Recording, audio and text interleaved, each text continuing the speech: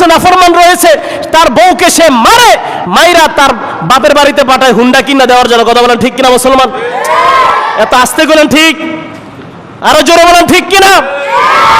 এমনও কিছু নাফরমান রয়েছে, সে বউকে পিটাইয়া তার বাপের বাড়িতে পাঠায় হুন্ডার জন্য, পরে হুন্ডা যখন দেয় তারপর ওই নাফরমান বলে শ্বশুর বাড়ি থেকে গিফট করছে। নাউজুবিল্লাহ পড়বেন না?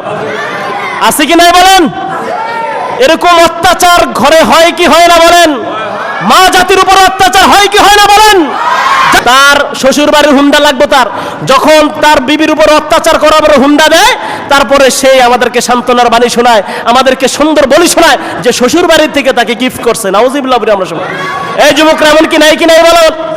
এমন আছে কি নাই বলো? এমন নাফরমান অনেক আছে, অনেক অনেক আছে। তার বিবির উপর অত্যাচার করে, সে বোঝে না তার বিবি হচ্ছে তার জন্য জান্নাত, তার জন্য জাহান্নাম। ঠিক কিনা বলেন?